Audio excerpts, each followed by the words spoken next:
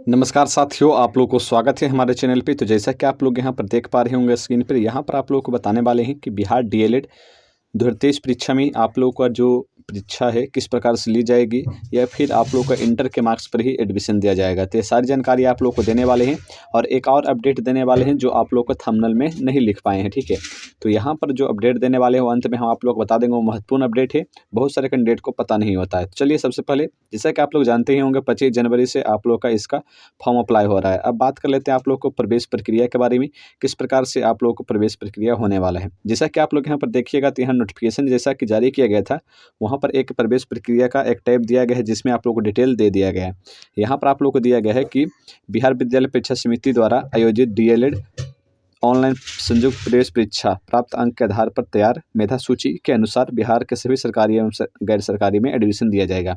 यानी कि आप लोग को कहा जा रहा है कि पहले जो प्रक्रिया थी कि इंटर के मार्क्स पे, पहले क्या थी कि इंटरमीडिएट के मार्क्स पे आप लोग को एडमिशन दिया जाता था।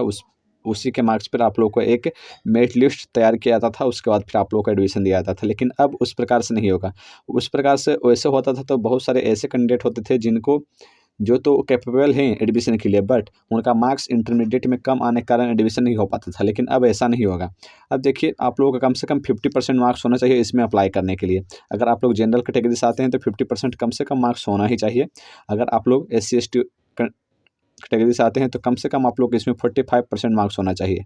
45% मार्क्स होना चाहिए इसमें एडमिशन लेने के लिए, ठीक है, यानी कि इसका फॉर्म अप्लाई करने के लिए। अब बात कर लेते हैं आप लोगों को कि इसमें आप लोग को जो है डीएलएड के द्वारा यहाँ पर, यानी कि बिहार विद्यालय परीक्षा समिति के द्वारा यहाँ पर एग्जामिनेशन लिया जाएगा।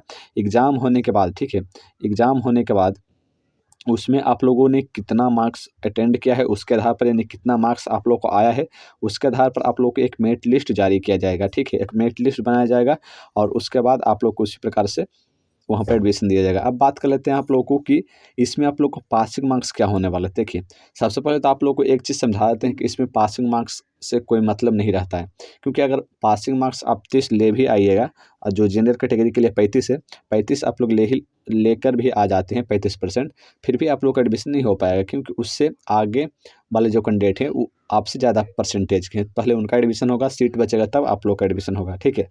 तो आप लोग पासिंग मार्क्स लाने की कोशिश मत कीजिएगा, इससे ज़्यादा मार्क्स लाने की कोशिश कीजिएगा, ठीक है। अब वैसे हम आप लोग को बता देते हैं कि इसका जो पासिंग मार्क्स हैं SC/ST वाले कैंडिडेट के लिए 30% है और जनरल के लिए 35% है, ठीक है। और यहाँ पर आप लोगों को जो एडमिशन प्रक्रिया है वो आप लोगों को डीएलएड के द्वारा एग्जामिनेशन लिया जाएगा, उसी के आधार पर आप लोगों को दी जाएगी। इसकी जो एडमिशन प्रक्रिया है वो आप लोगों को डीएलएड के आधार पर जो एग्जामिनेशन लिया जाएगा उसमें आप लोग क्या परफॉर्म करते हैं उसी के आधार पर आप लोगों को इसमें एडमिशन प्रक्रिया मेरिट लिस्ट जारी की जाएगी। उसी के अनुसार आप लोगों का यहाँ पे कॉलेज चूज करना होगा और आप लोगों का इस प्रकार से एडमिशन होगा। 20 प्रश्न पूछे जाएंगे जिसमें से आप लोग को कम से कम 70 तो स्कोर कीजिएगा तो आप लोगों का जो एडमिशन है यहाँ पर मिल जाएगा। जैसा कि आप लोग को यहाँ पर दे भी दिया गया है कि आप लोग कम से कम 120 प्रश्न पूछे जाएंगे जिसमें स्कोर करना है। अब बात कर लेते हैं, यहाँ पर आप लोग को एक चीज़ और अपडेट दिया गया है जो आप लोग के लिए फ़ायदेमंद होगा।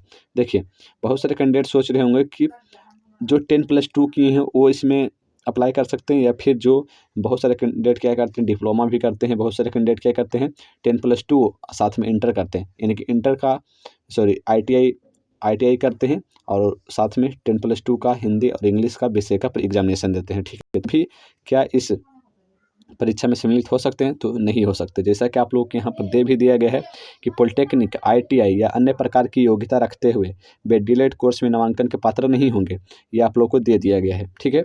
इस बात को आप लोग ध्यान में रखिएगा। लेकिन यहाँ पर आप लोगों को ये भी कहा है कि यदि किसी अभ्यर्थी ने 10+2 में वोकेशनल कोर्स के अंतर्गत योग्यता हासिल की है अथवा जिन्होंने माध्यम के बाद इंटर 10+2 अथवा 10+2 की योग्यता हासिल की है, वैसे कैंडिडेट इसमें अप्लाई कर सकते हैं। यानी कि आप लोग समझ जाइए कि जो कैंडिडेट ITI और 10+2 हिंदी इंग्लिश का विषय देकर किए हैं तो वो नहीं इसमें कर सकते हैं अप्लाई, और जो डिप्लोमा किए हैं वो भी कैंडिडेट इसमें आप लोग अप्लाई नहीं कर पाएंगे। इस बात को आप लोग ध्यान में रखिएगा।